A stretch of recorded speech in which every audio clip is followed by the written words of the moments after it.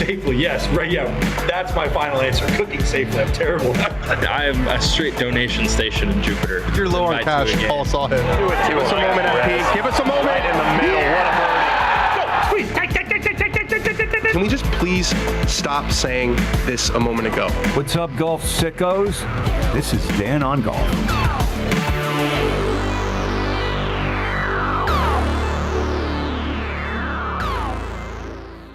You heard the man, Rich Lerner. Welcome in, Golf Sickos. This is Dan on Golf. Ben Boscovich is back from the greater Greensboro area. Say hello to everyone, Ben. Well, hello, everyone. How was it? It was greater than It was greater than just Greensboro? Yeah. I've had a really hard time not saying greater Greensboro area just because the greater Greensboro Open. You know, I was thinking about our friend Rich Lerner while I was in Greater Greensboro and his Road Lows chapter in his book. So you read the book? No, but he talked about it. What happened? What happened in Greensboro? You have to. For where I was staying, I had to walk across a highway essentially to go get a coffee or get some food. And I'm walking up to a food establishment across a 5-lane highway. And I'm thinking of Rich. Yeah, you're a city boy. You're not used to that. No. But I'm not against any 7-Eleven pizza either. Anything like ballerinas, as he said. 7-Eleven pizza. You have some 7-Eleven sausage too? I'll eat anything from 7-Eleven. They actually have nice cuisine. You'll eat pretty much anything. Yeah. That's how I stay strong. That's how you if you put like bad inputs into your body, eventually your body gets strong. That's how it works, right? Here's hoping, right? Touch wood. Before we get into, we have a good show for you today. We have 2 interviews, not just one interview. We have 2 interviews. 2 guys I've been wanting to have on the show. Aaron Wise, the first one, an amazing story of he had to take like 2 years off from golf because he was dealing with depression. He couldn't bring the club back. You know who brought him back to life? Dr. Izzy Justice. No way. Big friend of the show, Dr. Izzy Justice. So we talk a lot about that. You're going to like that interview. We also have Matt Wallace, fellow Manchester United supporter. We didn't talk about that until the very end. At the very end, it was the very end of the show. Sure. Yeah, I wanted to. This is a golf show. I wanted to keep the thing. But guy who wears his heart on his sleeve. He's won a lot of tournaments around the world and the European Tour and the Alps Tour before that. But he's been kind of just on the outside looking in quite a bit in tournaments and in getting into Ryder Cups. So it was a good chat with him about life on tour, and he's 36 now and how he's changed as a person because he ran pretty damn hot when he started. We also will talk all about the LIV news. They've secured a mystery new investor. Before, I guess we'll sort of start with the LIV stuff. On our thumbnail, Scott O'Neill is looks maxing. He looks unbelievable. I mean, it's the best time of his life. I don't know if that picture is current, but he's got the one strand of hair dangling. He's looking Clark great. Kent vibe. He's looking great. We're balls and strikes guys. He's looking great. Looking good, Scott. He's looking good. All right, let's talk about it. So this announcement dropped today. LIV has their event at Trump Bedminster. Now you knew that there was not going to be any announcements about Michigan not happening. At Trump's event, it was always going to be we're the positive spin zone. Positive.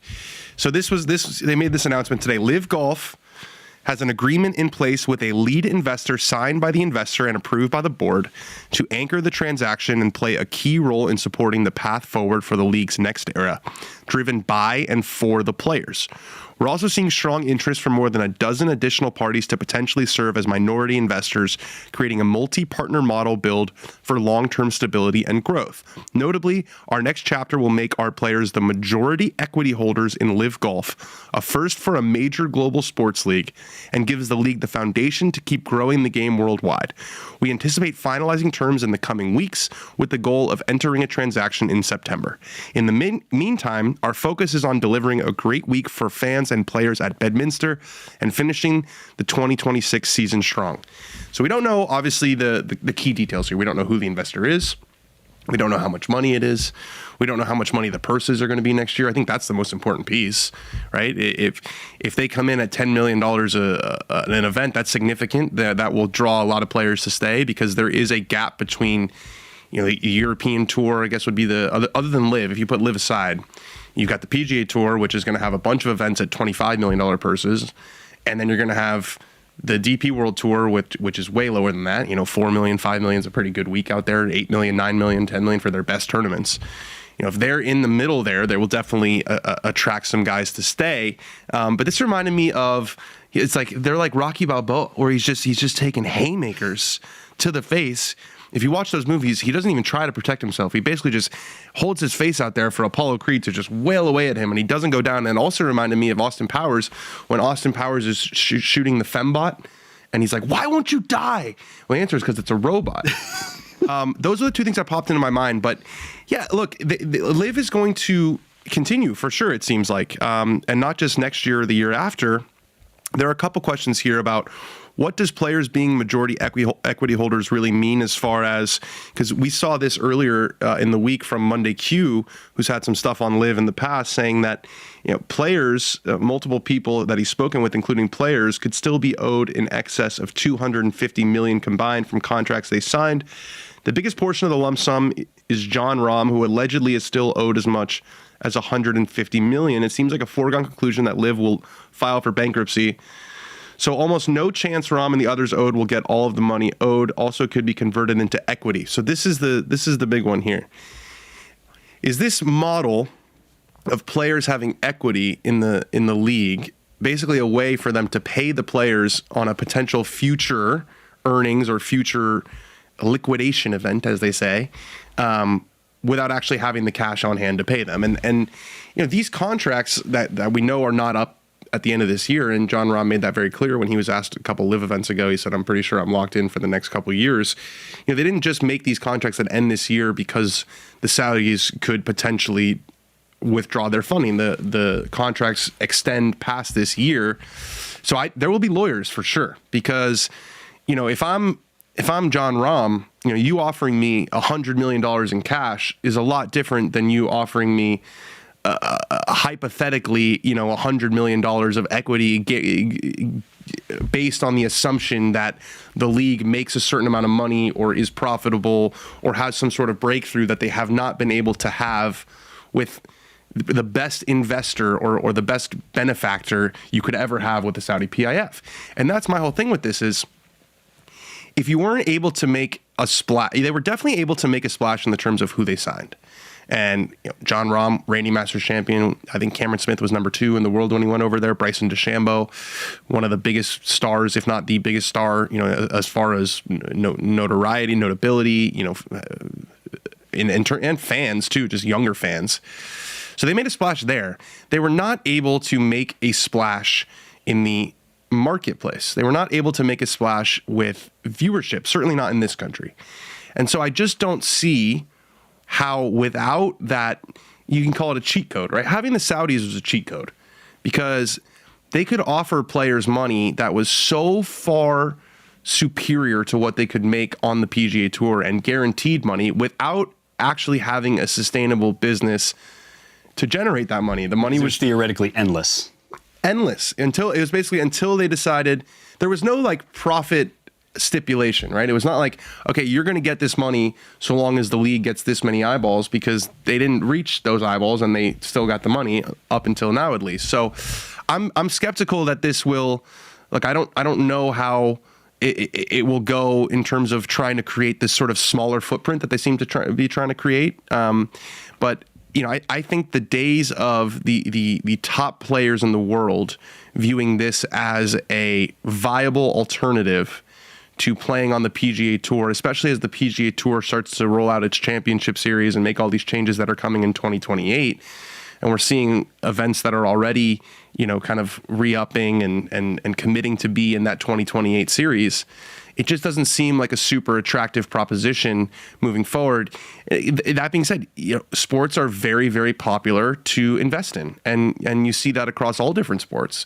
If you're a rich person, you can invest in chemicals and you can invest in real estate, but that doesn't have quite the sex appeal of investing in a sports league.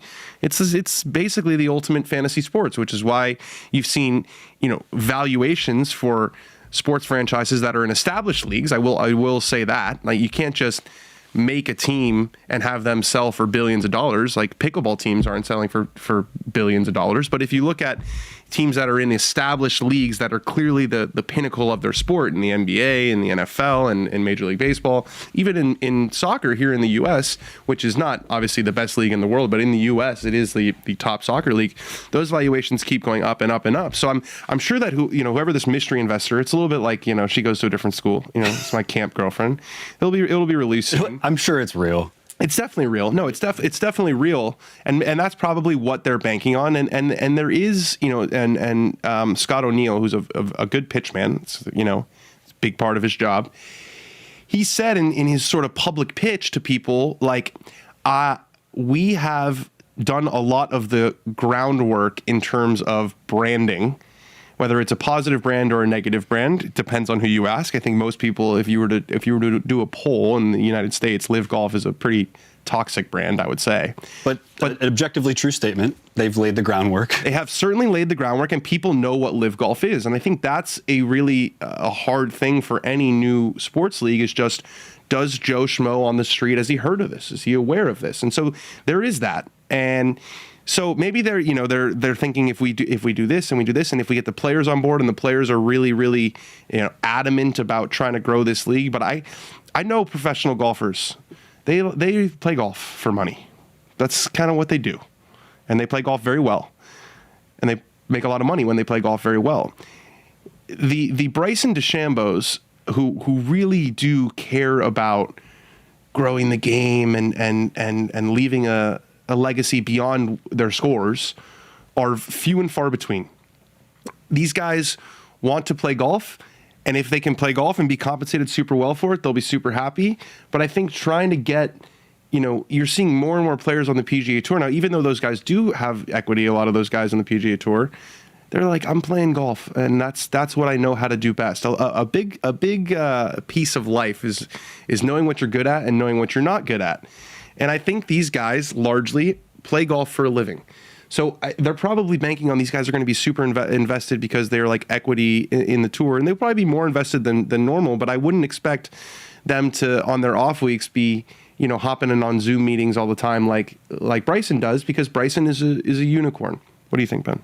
I think a lot of who this is good for, or whether it's a good move, is depending on who we're talking about. So I think, to answer your statement that it's still not a viable alternative to PGA Tour, I think with $10 million purses, even Zombie LIV becomes an alternative for a certain subset of people. Right. The Challenger Series guys who can weigh whether they want to go make a guaranteed buck over here, take a little bit of equity, and maybe make some upside. So there's something there for them. And I also think that, a $10 million purse, that used to be, I was talking to our buddy Alan Shipnuck earlier today. He was telling me $10 million purse used to be... It was big money. Pretty damn good on the PGA Tour. So there are a lot of guys that maybe would never even get to that level to win a $10 million event on the PGA Tour.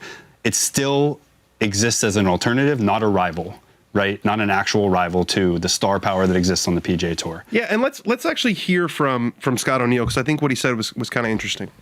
And others, see this as a second bite at the apple. And there's no shame in people making money for their craft. The best people in the world at what they do should make a good living. And I don't think there's any shame in that. So many of them came because this was a good opportunity to make some money. And this second bite of the apple is equity instead of cash. That's great. That's an unbelievable opportunity. Others love the team aspect and the camaraderie that comes with being part of a team. It's a lot less lonely. They travel together, they live together, they eat together, their families know each other. Some others might stay and play because the caddies are welcome as our partners and their families are welcome as our partners. I would say this is a very, very special tour. Well, it's been a special tour because you've been able to fly the caddies on private jets and to pay for everything because you had this unlimited budget. He is. I also think I also kind of makes me chuckle, this idea that if you're playing on the PGA Tour, you can't go out to dinner with anyone, you can't travel with anyone, no friends. Wives can't be hanging out. Wives are not allowed to hang out. Families don't know each other. They just don't know each other.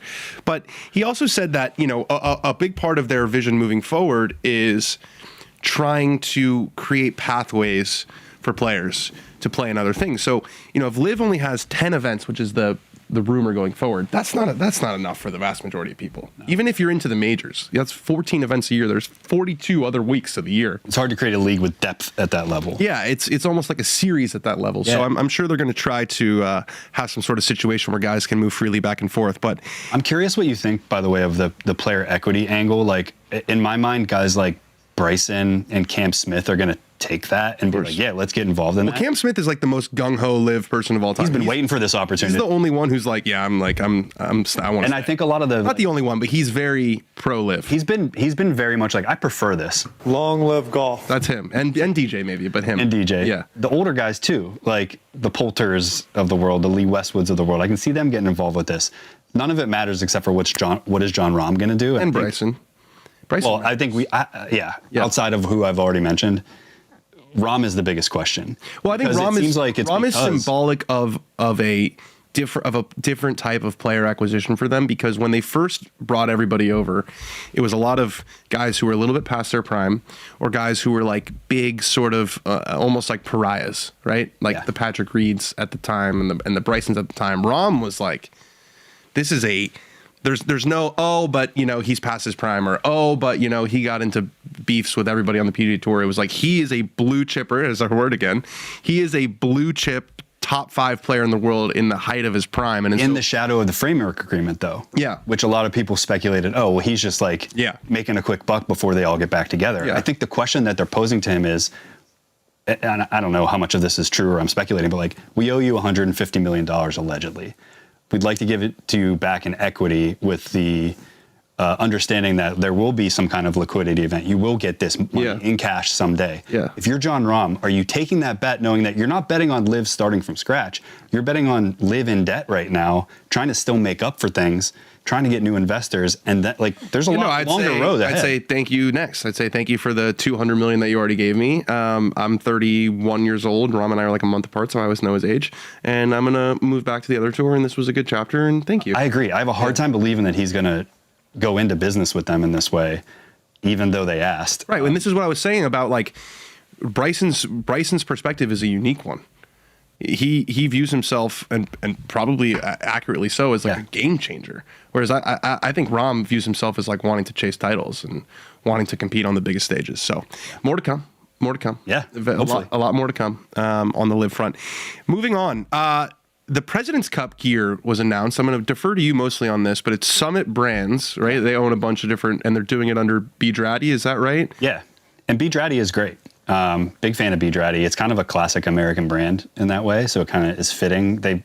This gray sweater is really nice. I think they wore those or something very similar. I remember Tiger when he was the meme of him taking off the hat really early when he's putting. Yeah. They like it was one of the first like doctored AI videos where your mom would send it to you. Like, Scratch. That's not real. Was it Scratch? Yeah. I was like, that's not real. That's not. He didn't actually take his hat off that early, but I'm pretty sure he's wearing the gray sweater in that. And those gray sweaters are very, very. They also have a navy version. That's my favorite part of this capsule that they're putting together. B. Draddy doesn't do a ton of like frills and like crazy stuff. They're just kind of classic, like stuff that fits well, really considered, paying attention to material. I like that they went with this, and I like what they didn't. I think what people's beefs are usually with like what Ralph Lauren does for the Ryder Cup and other places. Too crazy. They streamlined everything. Yeah, with the US of A, just go a little red, white, and blue out there. Just put the flag there. I mean, that's one thing Ralph Lauren does great is the flag sweater is iconic. I'm not a big like wearing the American flag guy. Yeah, I can't wait to wear that sweater. Yeah, it's a good sweater. I'm a little surprised. So it's RLX for the Ryder Cup, and it's B. Draddy. Why do like the bigger brands not do this? Do you think it's like do they lose money on it? Is it like more? I don't know if they make or lose money on it, because I can't imagine this stuff like is flying off the shelves like World Cup gear. Yeah, you know what I mean. But I don't know the question. You don't see like a Peter Millar do it, or like a. I could see that happening. Nike do it. It's an interesting question. Like, is it a good investment? Yeah, I think these guys are getting a great deal because they're also getting zero restriction gear. Like, I don't know what the weather's going to be like, but zero restrictions, like some of the best weather gear. Some good stuff. Yeah. Some good stuff. Alongside our friends at Manners. All right. Well, you just got back from Manners makes great stuff. They do. Manners makes like the best stuff. Yeah. And they have the new Reebok collection that's coming out very soon. So sign up for that. You just got back from the greater Greensboro area, but the boys are still there. The PGA Tour guys are still there. We got the Wyndham Championship this week. A lot of eyes on Jackson Koiven this week. He is 70th in the standings.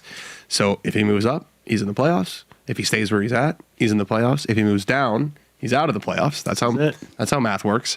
And I believe that he played a little bit of golf with the captain of the President's Cup team, Brandt Snedeker, who is also a winner on the PGA Tour this year, mind you. You did the winner interview. Yeah.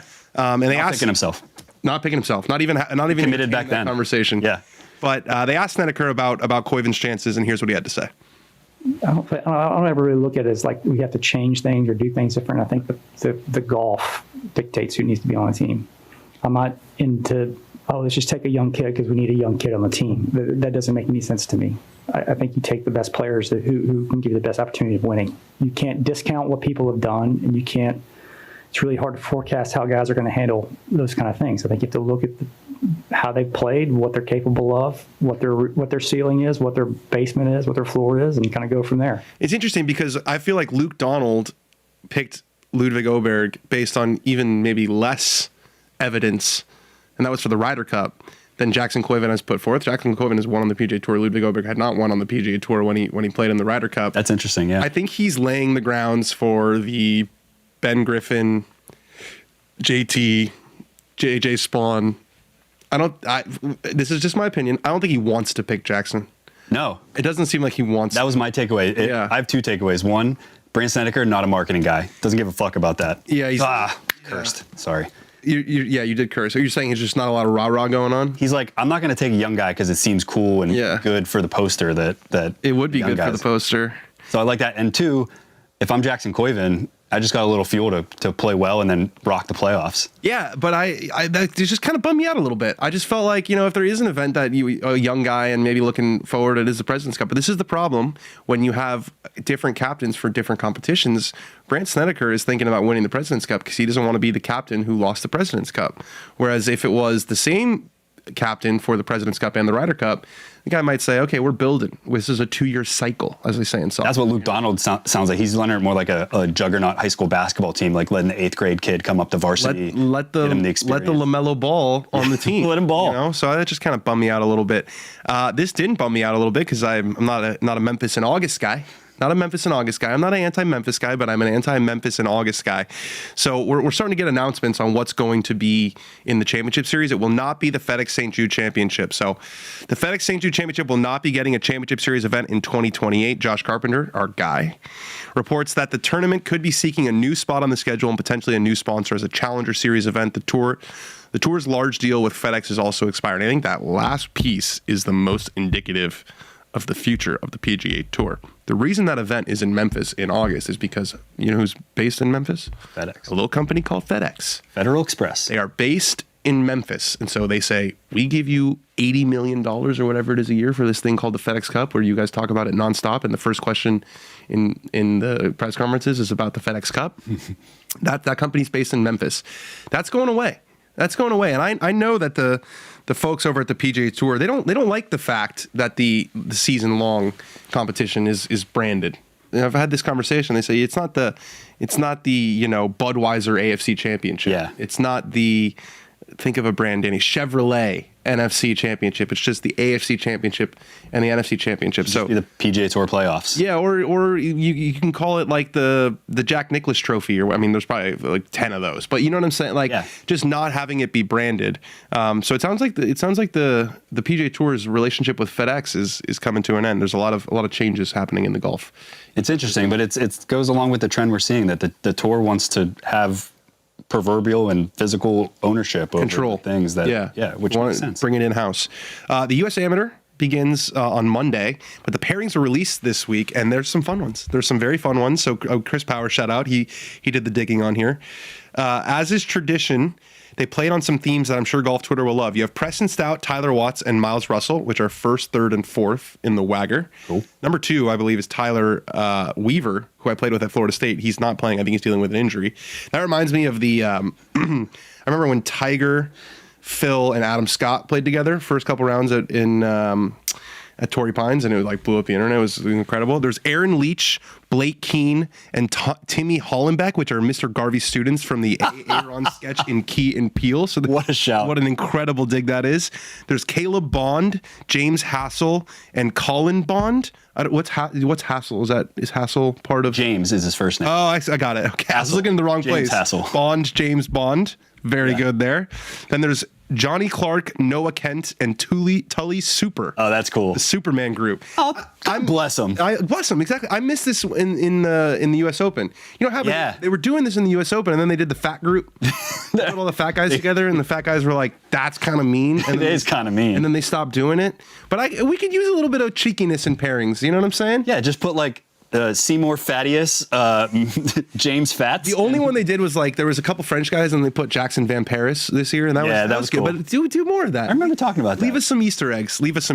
All right, let's talk about Knockaround because they're just the best sunglasses in the world, and they're for the right price, which is incredible. You know, you don't have to pay stupid money for sunglasses, and you don't have to sacrifice quality. If you go to knockaround.com and maybe you do knockaround.com/golf, but you don't have to. You could just do knockaround.com. But if you want to do knockaround.com/golf, we got some with the Noctera that makes the greens like light up. Even me, colorblind guy, I can see they look more vibrant. And you use the promo code DanOnGolf20, you get 20% off your order. So knockaround.com/golf or not/golf. Promo code DanOnGolf20. Good way to support the Dan on Golf family is to get yourself some knockarounds. It's hot out there. You need to protect the eyes. All right, our first interview is with Aaron Wise. Aaron Wise was a member of the NCAA championship winning Oregon Ducks team from 2016.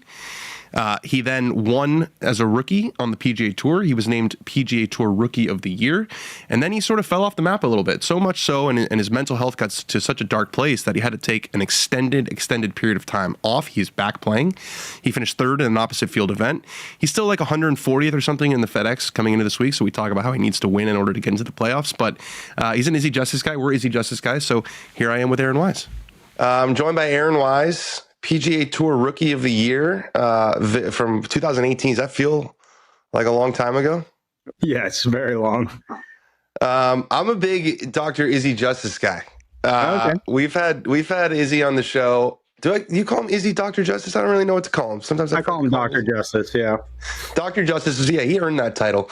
I've had Dr. Justice on the show a couple times, and he did a really lovely thing. I had a charity event a couple weeks ago, and he spoke to all of our members, and he's a great guy. And I know you two have worked together, so I'm keen to talk to you about kind of your mental health journey. But we'll start with now. How you doing now? You had a third place finish. Yeah. You followed that up with a top 15. I mean, a couple miscuts since. Obviously, this is a big week. I think you're 140 something, so you need something pretty big time to get into the playoffs. But I'd imagine right now it's not. Your goals are probably smaller.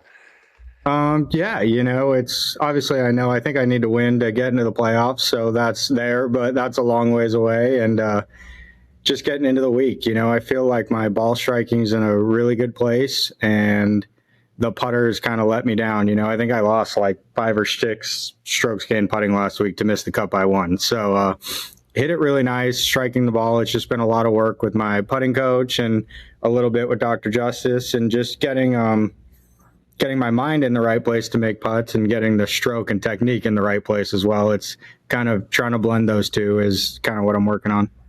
So I want to start at the beginning. So you have a great college career in Oregon. You come out on tour, you have success right away. At that point, did you think like I've made it? Like this is going to be it for the next 15 years. I'm going to be playing on Ryder Cup teams and moving up the board. Did you was it where you kind of had that as an expectation almost? I wouldn't say like an expectation. I feel like you don't really think ahead very much. Like I was just living it and I was in it, and I won on the Canadian tour. I won on the web when I played at Korn Ferry now, and then I won my first year out, and I won a bunch of college, and I was just kind of on top of the world and just doing my thing, and I feel like even from there I had some great seasons, and then stuff started to go downhill pretty quick for me. So and now I've gotten through a lot of it, and I feel like I'm on the other side, and I feel like I have all that knowledge that I learned from going through what I went through, and I want to use that not only to help other people, but also help myself become even better than I was before if I can. So was it a situation of you never had like on-course struggle? I mean, because you guys, I know whenever you talk to a tour player, you guys were almost always the best player at every level and won at every level. And so you're only kind of used to success. Was it the kind of deal where you hadn't dealt with disappointment on the golf? Is that why you think maybe it hit so hard? I don't think it was that. I think it was more that I had no idea anything about the brain or anything about the mental side of golf. I always thought of myself as like this tough mental person because I played well down the stretch or I did certain things. But knowing what I know now, I actually knew absolutely nothing about the mental side of golf at all, and not only that, but the mental side of life. And I feel like when I started to go downhill, that's why I couldn't catch it and I couldn't turn it around. And I kind of what was happening to me, I was just kind of letting happen because I really didn't know what was going on, how to fix it, anything like that. And, it's funny, we talk about Dr. Justice. The first question he asked me when I sat down with him was like, can you explain your driver to me? And I'm like, yeah, sure. It's 9 degrees aloft. It's in this setting. It's got a Ventus Black 6X shaft at 45.5 inches long. I could tell you the grip, how many wraps of tape, this, that. I could go on for 3 hours describing my driver to him. And then he's like, okay, well, can you describe the brain to me? And I was like, well, I think it's pink, but that's about all I got, you know? And he's like, that's our problem. You have a mental problem going on right now, and you know nothing about the brain. He's like, that's my job, is I need to teach you about it. I need you to understand it. And once I started doing that and learning stuff about it, it became a lot easier to pick up on things like, oh yeah, this is definitely not something I should be doing every day, or whatever it may be that was contributing to kind of my downward spiral. And then once I knew that, I was able to start turning things around. So did you go and get like all the scans and all that stuff?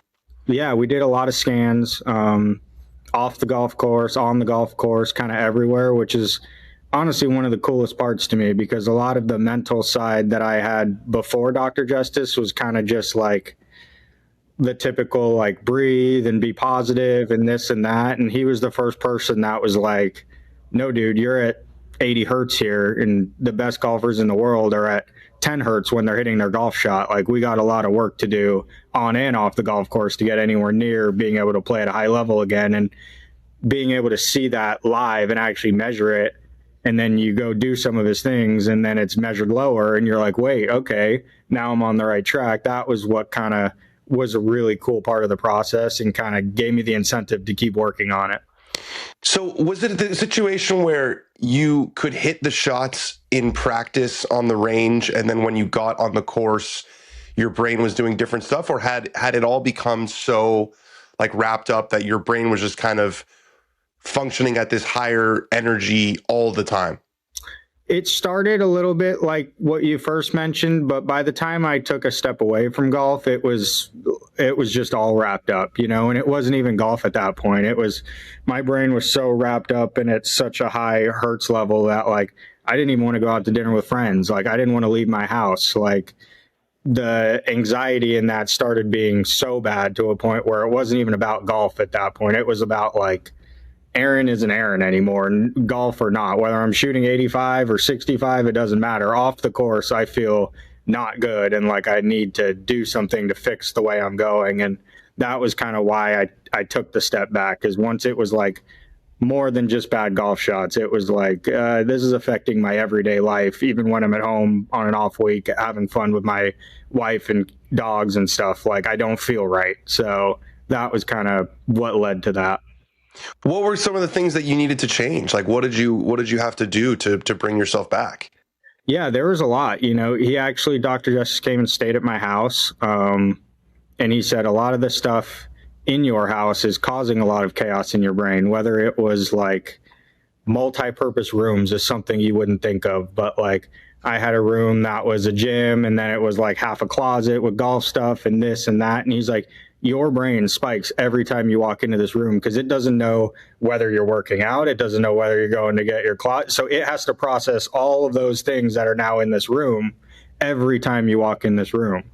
Or like, another thing was like, I didn't have many personal pictures or like trophies or anything in my house. You know, I put that in a bin and I put it away, and I just had kind of the generic palm trees and generic artwork that I had. And he's like, those things, those pictures of your wife or the pictures of your mom and the pictures of your family, that if you see that constantly, like, that's going to bring your hertz level down, because those are good memories. Those are positive memories. And so it started with little things like that. You know, I was at a point where I was playing video games. Like, if I was at home on an off week, I was playing video games, like, could be 3 to 6 hours a day, you know? And he's like, dude, that is spiking your brain unbelievably. And I even got to the point where I started bringing video games out to the course or out to tournaments. I would travel with a gaming laptop and play after my rounds. And he's like, when you're on those video games, especially like when I'm playing like Call of Duty or Apex or these shooter games where footsteps and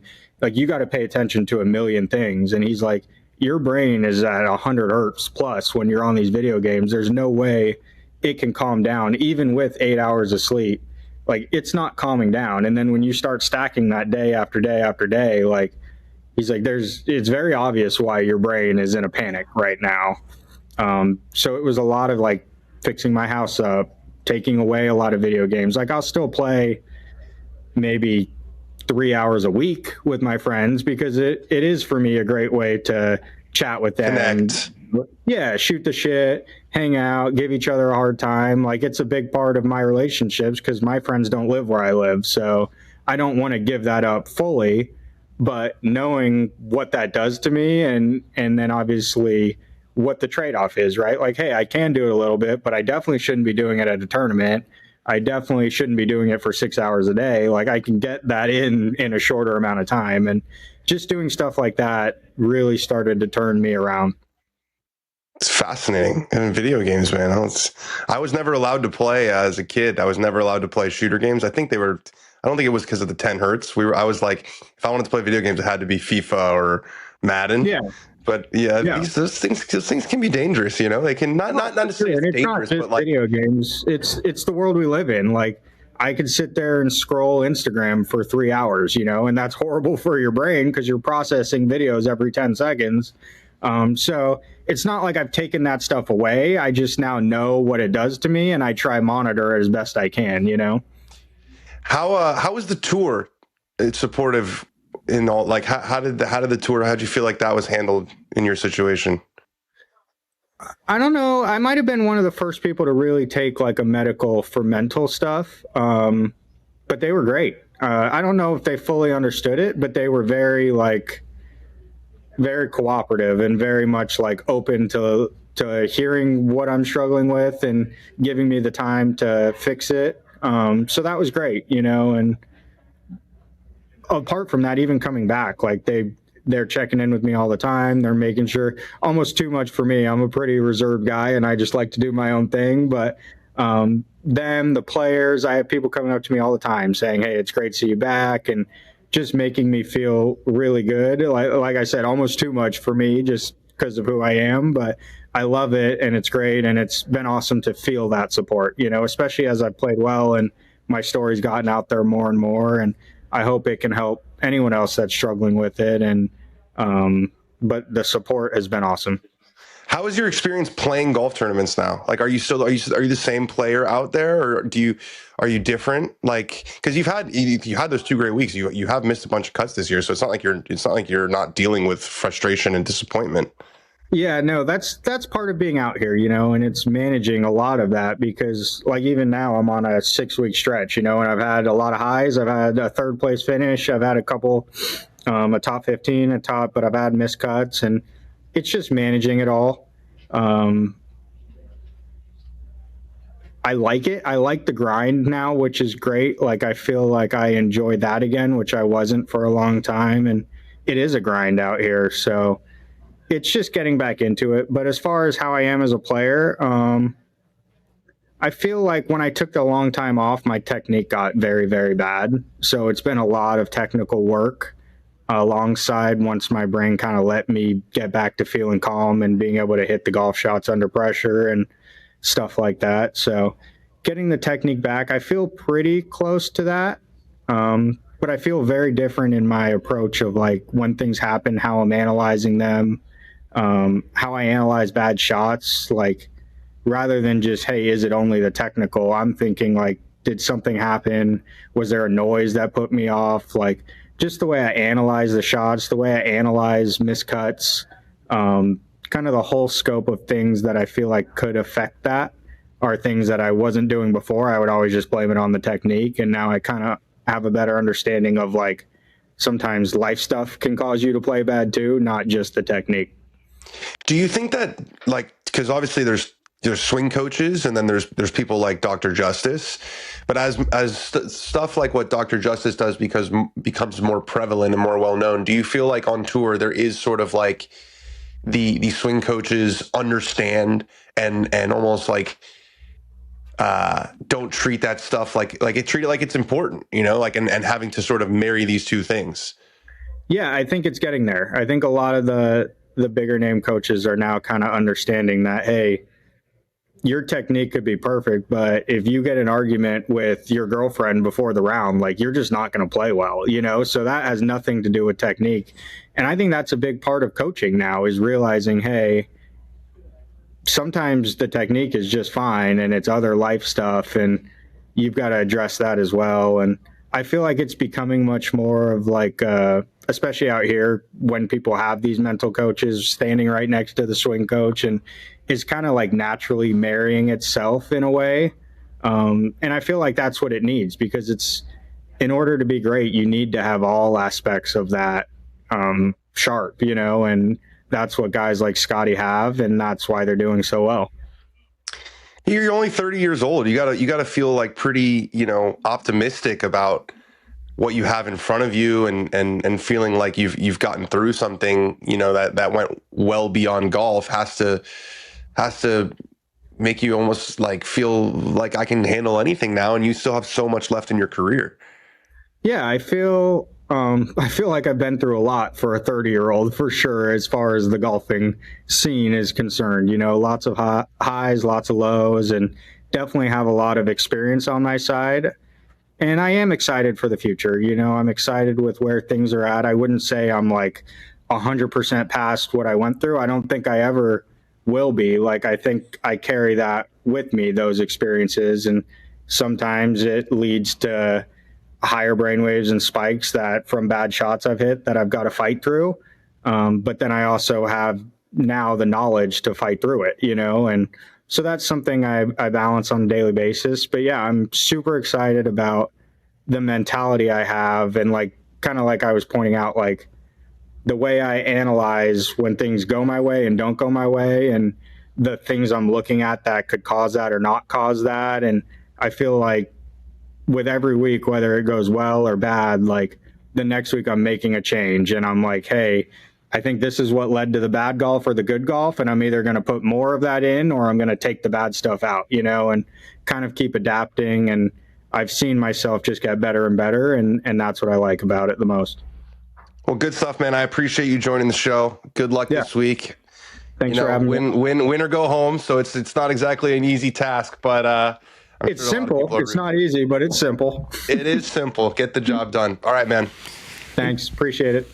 Interesting interview. Good stuff. That was awesome. The room thing really got me going. Yeah. Like, I have some multi-purpose rooms. Yeah. Our second bedroom is also where I like work from home. So yeah. I guess when I walk in there, and it's also where all of my excess clothes are. Yeah. Your brainwaves are going crazy. It's crazy. Your brainwaves are going crazy. I gotta talk to my wife when I get home. Yeah. You gotta keep the thing, you know, compartmentalize. I come in here. It's like, you know, I always say, like, you're not supposed to have a TV in your bedroom. Your bedroom is for two things. One of them is sleeping, and the other one's a lot more fun. And that must have messed us all up during COVID, like working from bed. 100%. Man. 100 from bed during. No, I have the doghouse. Oh man! So that came in clutch. That was clutch. All right, let's move. This is a fun one. This has been a big thing on the internet.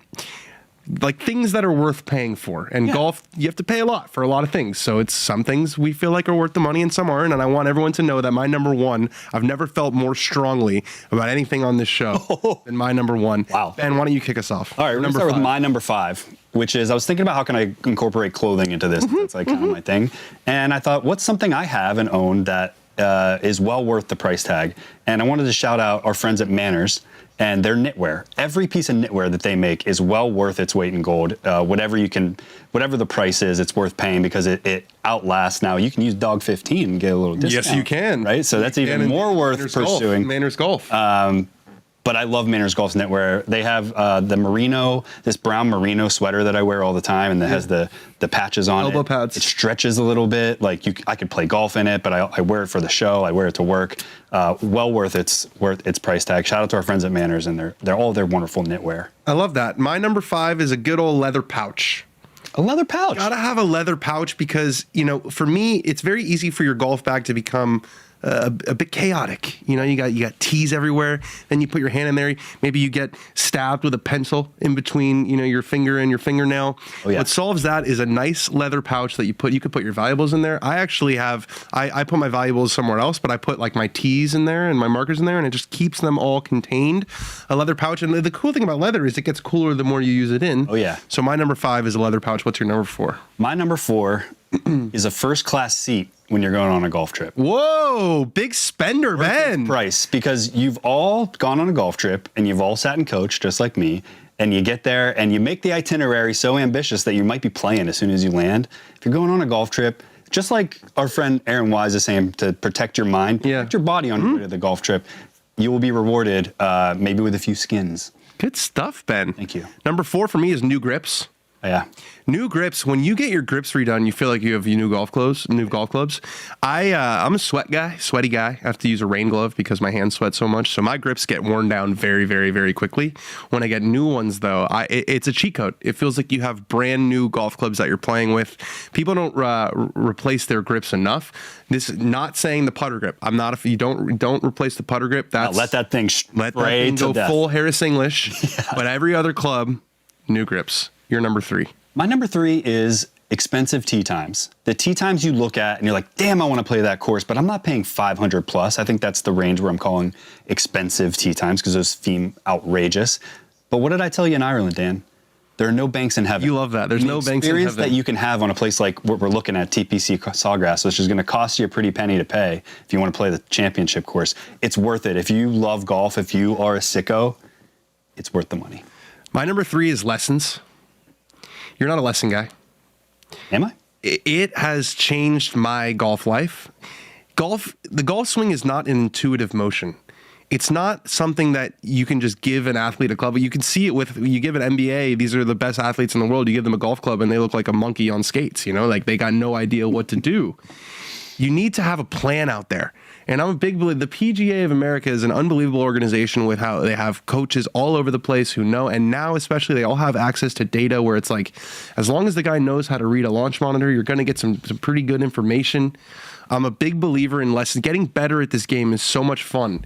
And I was plateaued for probably 10 years until I started getting lessons pretty consistently with my man, Brady Riggs. It has changed my relationship with golf. Lessons for me are absolutely worth it. All right, so we're on to my number 2. Very similar, but a fitting. Yeah, that's a good one. When I first got fit for golf clubs, I realized that even just the experience of having someone tailor a set of clubs to the way that you're hitting it actively that day, which isn't the way you're actively hitting it all the time necessarily. I've come home from fittings and been like, well, that was a good day there, I guess, or that was a bad day there. I've been lucky enough to have a few fittings in my lifetime, both before I worked in golf and during. But it's one of the best experiences that I've gotten to have being a patron of this game. And I can definitely say that the clubs that I've been playing since I've got fitted have shown the benefits of those fittings, both in like the launch angle, the lie angle, the grips that they put on. Like you can get fit for a ball, you can get fit for a shoe, any kind of golf fitting. Personalization. Well worth it. Number 2 for me is caddies. I love caddies. What a treat it is to have. They're basically a tour guide of the golf course.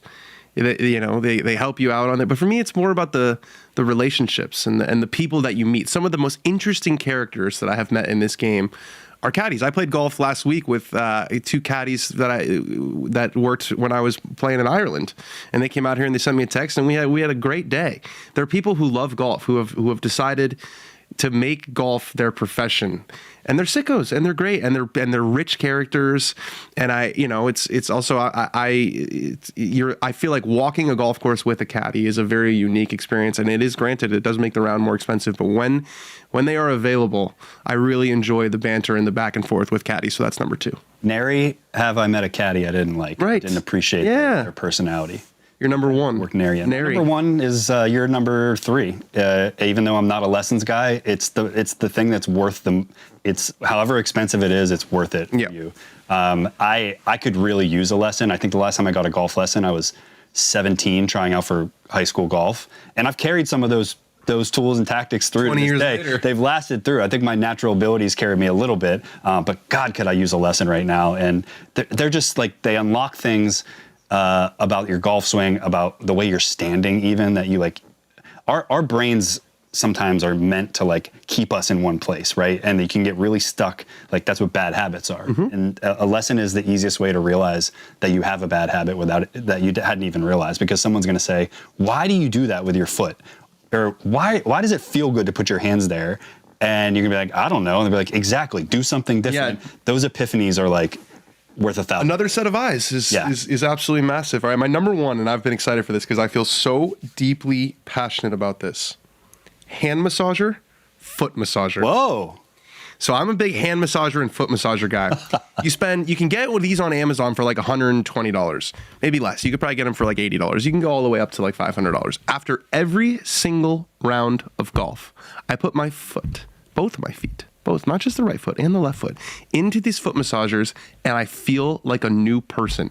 And every time people come over the house and say, what is this? Because it sits right under my breakfast table, because I use it pretty much all the time. I say, this is a foot massager, give it a go. And then 20 minutes later, they haven't spoken because they're just sitting like this the whole time. What about the hand massager? The hand, you put your hand in it, and it massages. Oh, it's just like that. It's like this. So it's one hand at a time, because you can't have two hands, and then it's kind of impractical. When I'm watching TV, my hands and my feet get very sore, especially my feet when I walk golf courses. Yeah. And, you know, a foot massage is such an incredible luxury. And you can get one every single day if you go and you spend $100 on Amazon. I am telling you. I have friends who have bought a foot massager after experiencing the incredible luxury, and they'll text me a couple months later and they'll say, you weren't kidding. This thing is a cheat code for after golf rounds. Do you remember, was it Pebble this year when I came over to the house that you and Alex were staying in? Or where were we?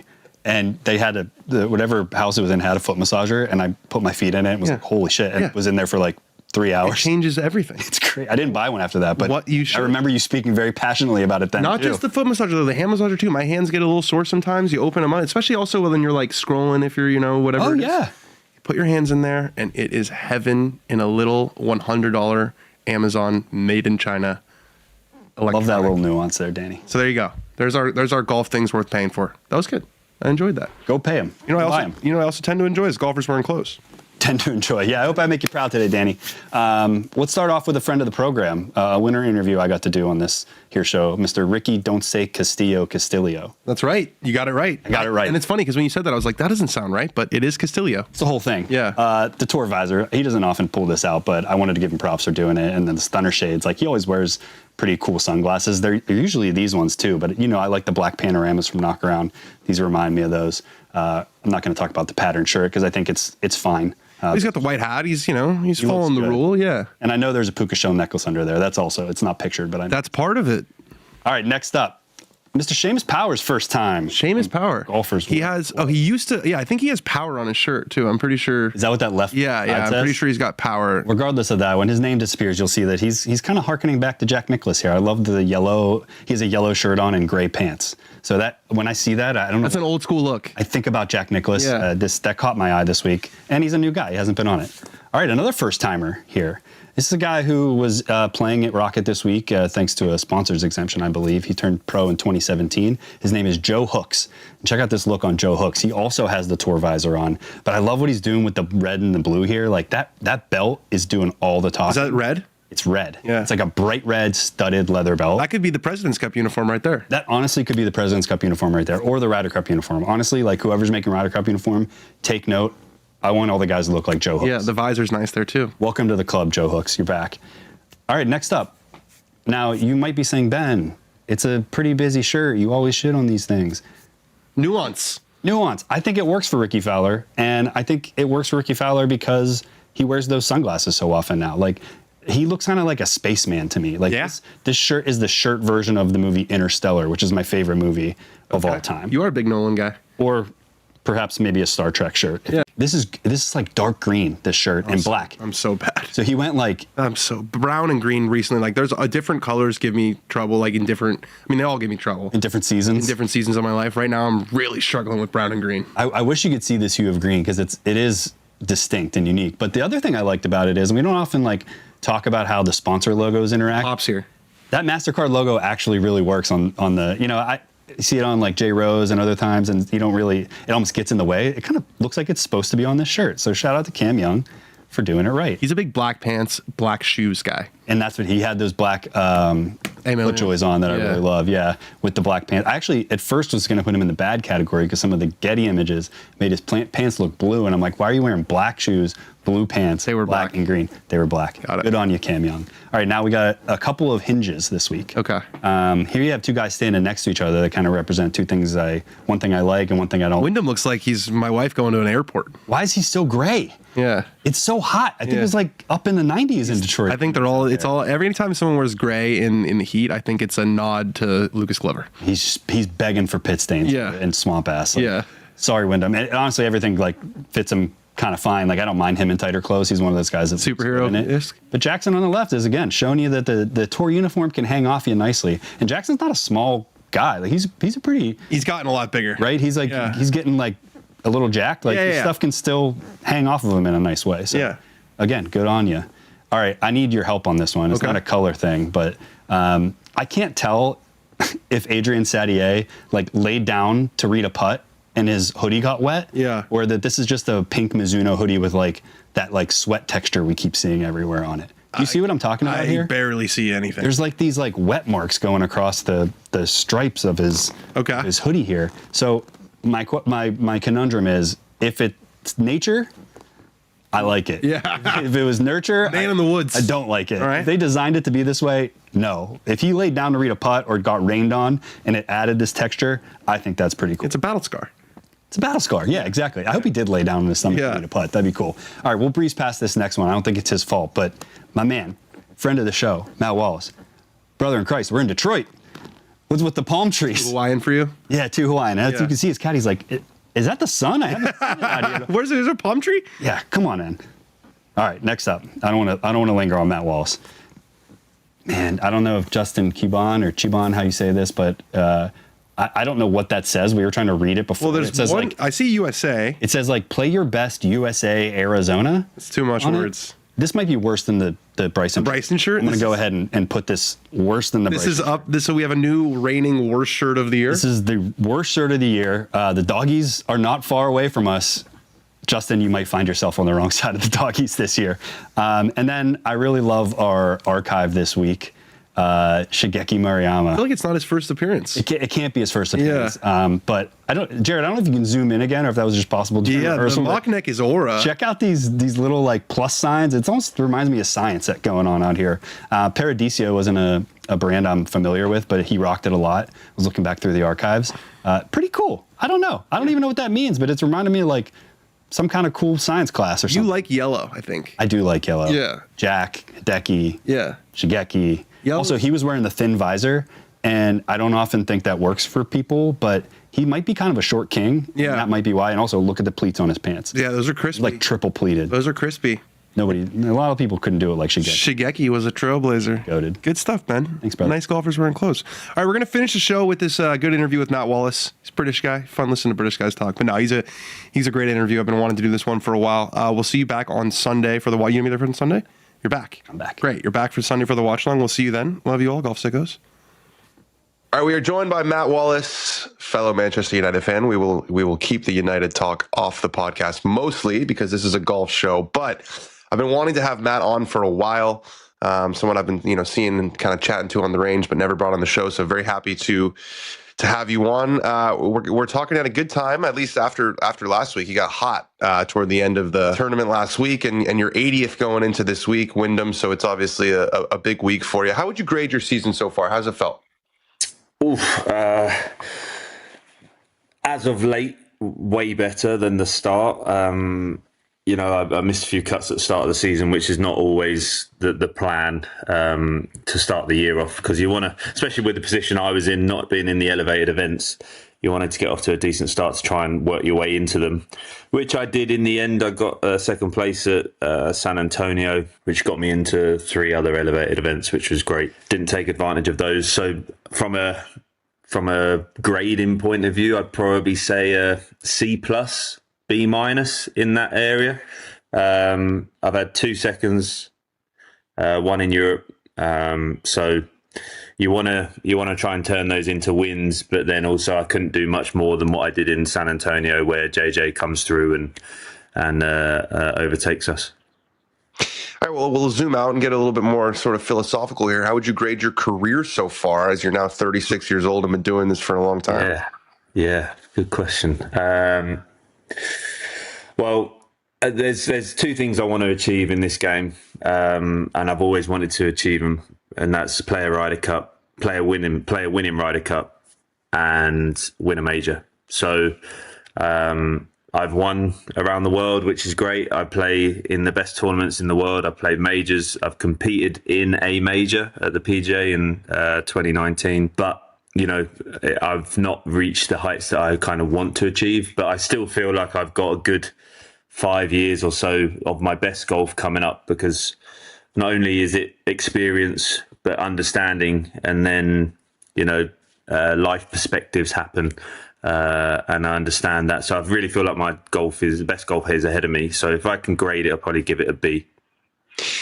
What does that feel like? Because, you know, as a normal person, I don't feel like 5 years, there's like a cap on, you know, I'm in my 30s like you are, and I don't feel like 5 years from now, you know, things are going to change. Like, is there a sense of urgency? Is there a sense of like a racing against the clock? Like, how is that from an emotional experience perspective? I don't know about you, Dan, but the last 3 or 4 years has flown by. Since COVID, since we came out of COVID, I really feel like life has sped up. So it's gone so fast. So I'm 36 now. Those last 4 years have flown by. So 5 years, but I really think I've looked at stats, I've looked at numbers. I look at someone like Rosie, who's like one of my idols growing up and is a friend of mine now. The longevity, understanding how he does his business to prolong his career as he does. Great player. I try and see myself like him, you know, where I can prolong my career as long as possible. But I do feel now where my head's at, where my game's at, I feel like my best golf is really in these next 5 years. So having the opportunity to win these tournaments that I want to win, this is when I'm going to be able to achieve it. What was Jacksonville State like? You were there for a year. Was it a Fitzy situation where you got there and you were like, whoa, this is not, and then you kind of, because you stayed for a full year and you had a great year while you were there, but you turned pro pretty quickly. Was it a culture shock?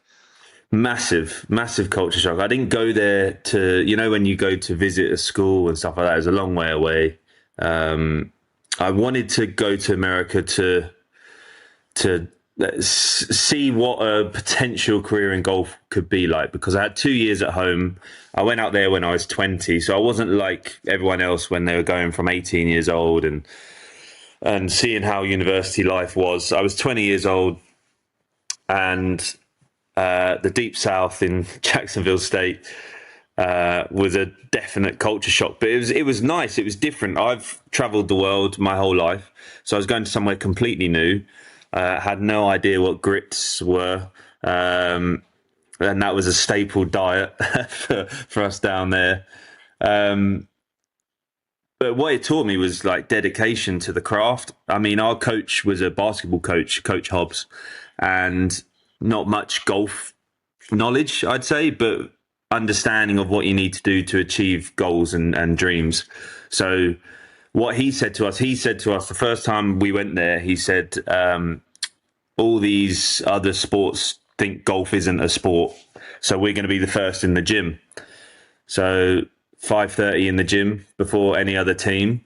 That quickly gave me a realization that I couldn't go out drinking the night before.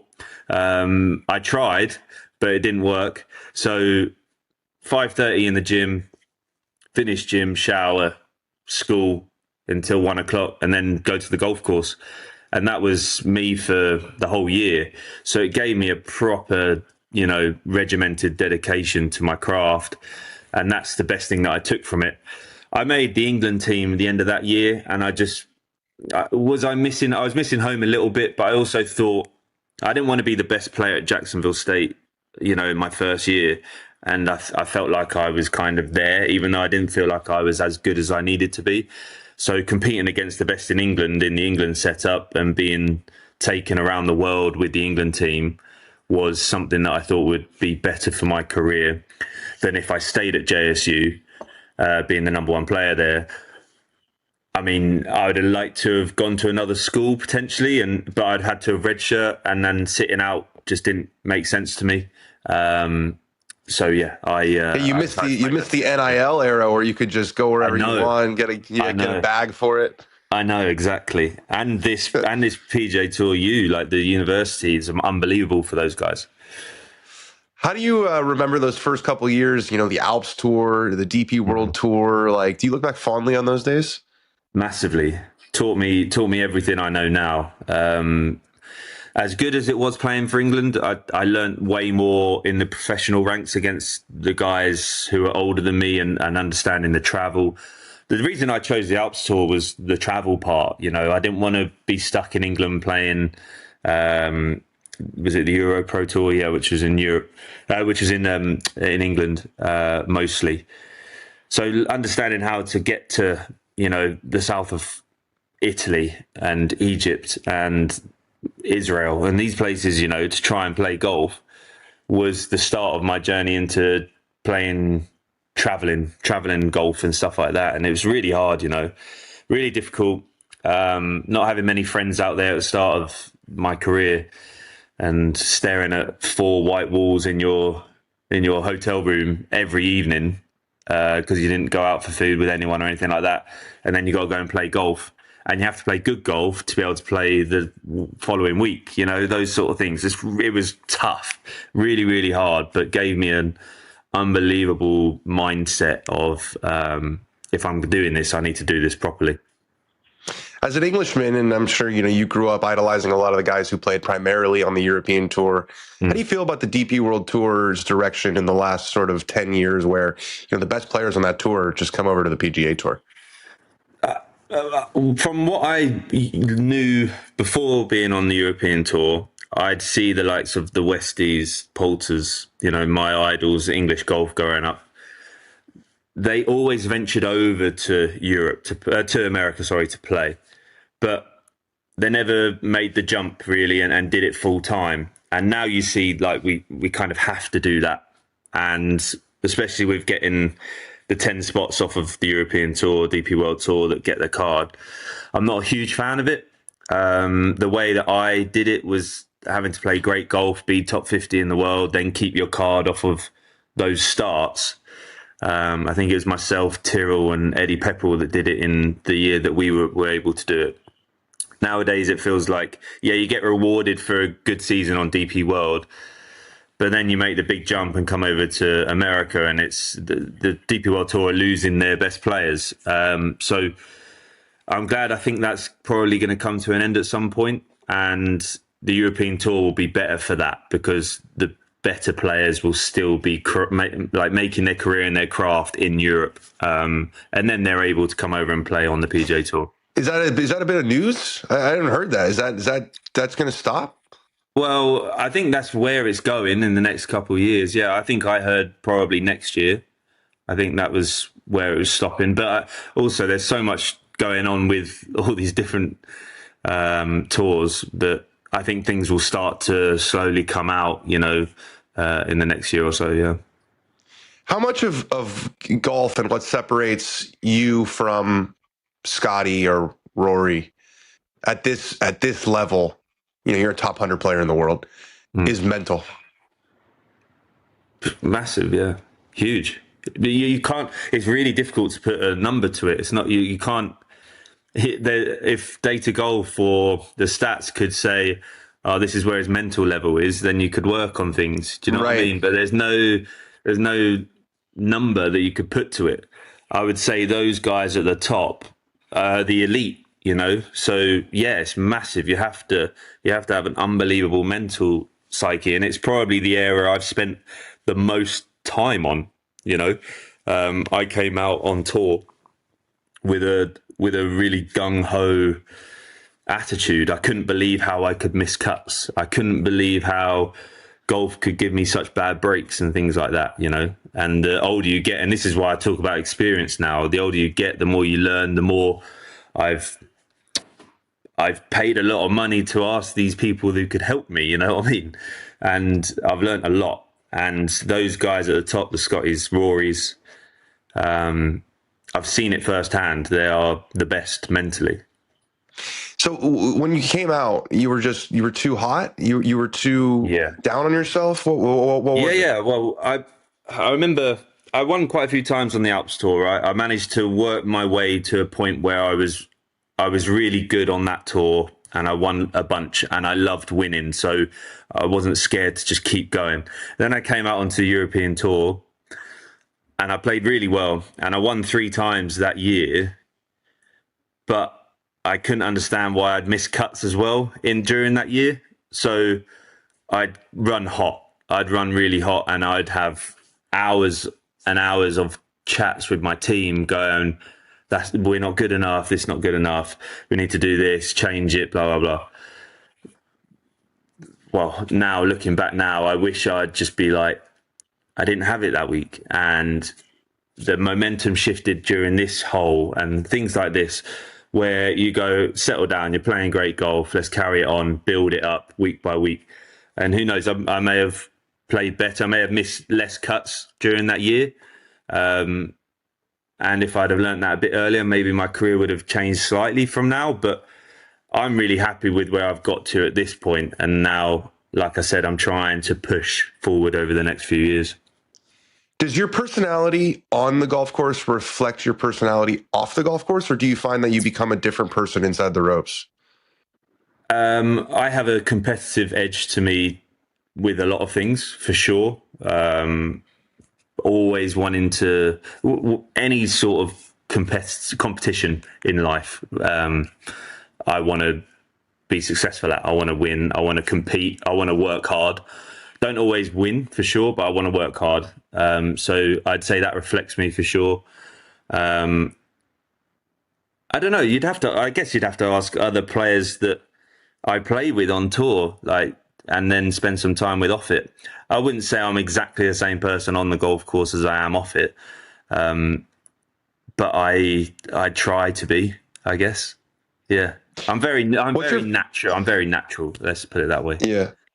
What's your favorite part about the job that you have? And what's your maybe least favorite part about the job that you have? I said this to my team last week. I felt last week, I felt like there's been a lot more stresses in the game. So if I can put it into words, there's a lot more storylines to golf now, where you need to be here, you need to be that. And I guess that's social media as well, yourself including Dan there. There's a lot more pressure, I'd say, which is good for the game, but also that's a difficult part. So I knew that when I got into the game. I knew there was going to be loads of stress and pressure. So, and you guys are well compensated for that for dealing with that pressure. Of course, 100%. And you don't get into this game, and you don't succeed at this game if you can't deal with that, right? No, it's fact. You just can't. You need to. So, as much as I hate that, I also love that, because I know it's part of the game. But also, I mean, playing the best golf courses in the world and traveling the world, I love that. I love the cultural differences. I love doing that. Being away from home is difficult, but again, it's just been my life, my whole journey. So are you a guy who will go explore during a tournament week? You're not just like hotel golf course. No. Yeah. First thing every morning when we get to a new spot is a coffee joint. We find the best, the Strip. Great restaurants. There's a buzz to it. It's unlike anywhere else in America, really. It's great fun. I loved it. What's your favorite course that you guys go to every year on the PGA Tour? So not including majors. Well, the Players is unbelievable. I haven't been back there in a couple of years, but the Players, we were watching it on TV the other day. Just the amount of shots that you have to hit. You can't hit one shot all the time. You know, you have to create shots. And I always think the best player at the end of the week, the guy who's played the best, wins that tournament. And that's all you want as professionals. You don't want the one size, like if you bomb it, you're going to do well. You know, I don't like that about golf courses. I like the fact there that you need to be playing really well to even compete. What's the toughest setup you've competed on where you look back and you just say, my goodness, that was the brutal golf course? US Opens, and also you remember when you didn't play well at those places as well. Of course. You're like, well, how the hell do I even play around here? So Shinnecock, my second US Open, I was like, unbelievable. I was in the rough all the time, so I was like, I couldn't play. So they're probably Shinnecock. Erin Hills, then Shinnecock. Yeah, the first two Opens. What's one course you've never played but you want to? Cyprus, probably. I got to play it last fall. It's pretty special. Is it? Is it long enough? I've heard it's relatively short. Or no, you guys would tear it up for sure. Right. But that's why, that's exciting to hear this talk about them trying to bring, some, because if you had, look, a golf course doesn't need to be long enough if you play match play there. So exactly. And, I think with these courses, like, they released this wish list, the PGA Tour of Cypress, Seminole, and Pine Valley, which made me laugh. Yeah. Like, it's like, I have a wish list of, Margot Robbie and Sydney Sweeney. Like, I bet you do. But the thing about those courses is, like, they don't want like 140 players, and they don't want to be worried about guys going out there and shooting the course record, and because they have a lot of pride. But if you brought like a limited footprint sort of match place, where you only have 8 groups out on the course, it could absolutely work. Yeah. A special mention to like the Sandbelt down in Melbourne, though. I know it's not on the PGA Tour. I haven't been down there yet, but I really. You never played Australian Open or anything? No. I need to get down there and play. No. I feel like that's one where I know you guys are always like chasing the next thing in the points, but I feel like when you're a 56-year-old man, you're going to want to look back and say, I played the Australian Open at Royal Melbourne or at Kingston Heath, and it's in the pipeline for sure. So this is my last question for you. I got an interesting question. I've been kind of toying around with this in my head. So back in the day, Sports Illustrated used to have this like anonymous Tour Pro poll, and they would ask players, questions on a bunch, and it was spicy. I mean, they used to ask like stuff like who's the most overrated player, kind of mean stuff. But this one would be. So I have an idea of asking players, and this, it sort of came up with the aim point conversation and the, Lucas Glover with the spike situation. Yeah. So if I asked all PGA Tour players, I said, which of these 3 should not be allowed? Aim point, long putters, or metal spikes? Which one do you think most guys would vote saying, I don't think that should be allowed?